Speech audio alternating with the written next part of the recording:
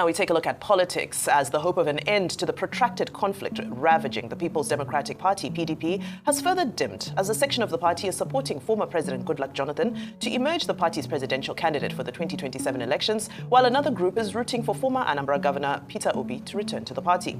Reliable sources within the party revealed that the governor of Bauchi State, Bala Mohammed, is spearheading the move for Jonathan to emerge the party's candidate. The feeling in Mohammed's camp and a section of the north is that Jonathan can only contest for one term and the rotation would swing back to the region. Well, the PDP had recently agreed to zone the presidency to the south, and according to reports, though, the former president has not publicly made any declaration, and those close to him say he has not asked that the pressure on him by some forces to contest be stopped.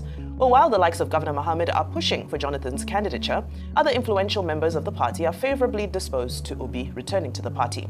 Recently, Professor Jerry Ghana declared that Obi has a greater chance of winning in a presidential election than any other contestant. That's politics. It's only right for things like this to happen. Some have said, yes, Jonathan can come in to the PDP. They've even made the argument for it. Sule Lamido was speaking the other day, said Jonathan can come in. Yes, he has 4 years. It could be a better option. Because the talk about one term, a lot of people posit as the reason why the North reneged against Jonathan was because Jonathan had touted that he was going to do a term. Because anyway, when you look at the argument back then, it was seen that it was the term of the North Jonathan used because Yar'Adua passed after he won the 2007 elections.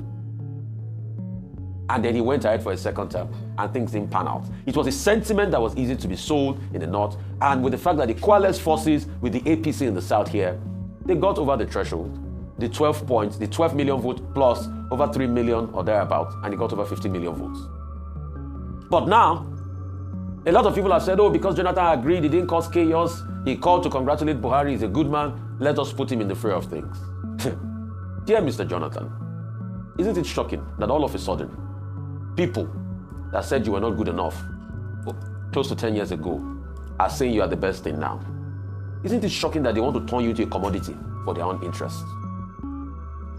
And that's the shocking parameter a lot of people fail to realize. So all of a sudden, some people are pushing the kite that you are good enough. But when they needed the power off you, you were not good enough.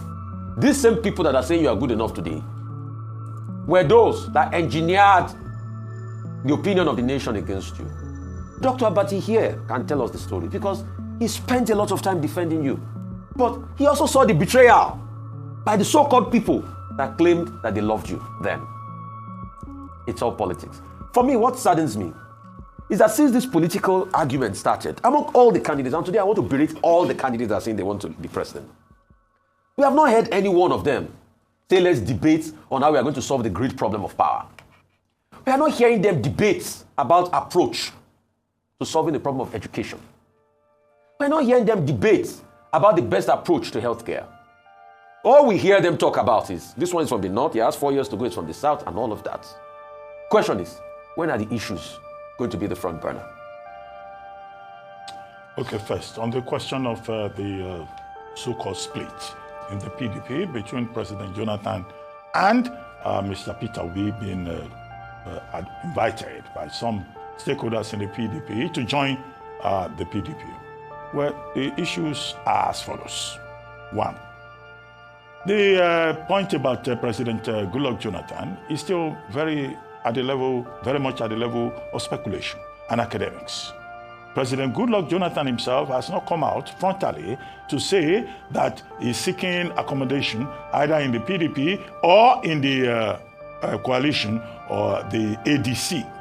Now, we will need clarity on that because he himself must come out publicly to say this is where I stand. However, as a former president, like all existing living former presidents of Nigeria, it is natural that you'll be interested in the process. However, what is the issue? The issue is that we are being told that he's been pressured, either from the APC or from the PDP or from the ADC or from whatever other political parties to take an interest in the 2027 election. Now, until we hear from him, I assume that everything else is speculative and academic. Having been involved in the political development of Nigeria to the level to which he has been involved, we will expect that he will come out and say, well, this is where I stand in this matter. And then people can have clarity Otherwise, every other thing is just academic and speculative. That's my first point. The second point, let's interrogate the details. Now, if President President Jonathan suddenly decides to join the PDP, which PDP is he going to join? The same PDP that is in ICU, the same PDP that is in the vice grip of Nyesom Wike, or the same PDP where they are also weighing Mr. Peter Obi. Mr. Peter Obi is on record as having said previously that if President Jonathan, who is his benefactor, is running for the presidency of Nigeria, he will not. He will concede to his former boss and political godfather. So there are strands to it. The other major strand to it is that since President Jonathan left power, he has gained in terms of prominence, acceptance, popularity, even regret on the part of the people who once opposed him. Internationally, he's a major international figure in Nigeria today. If you are looking at former presidents of Nigeria who have projected this country internationally, you will talk about Baba Obasanjo and you will talk about President Goodluck Jonathan. Is he going to throw himself into, these murky waters of Nigerian politics and lose all of that reputation as a global statesman? So there are many sides to it. That's why I say all of us should just be patient and wait for President Jonathan to now say, well, I'm not just part of this process, I am involved. At that level, all the analysts, can, move from speculation to basic analysis.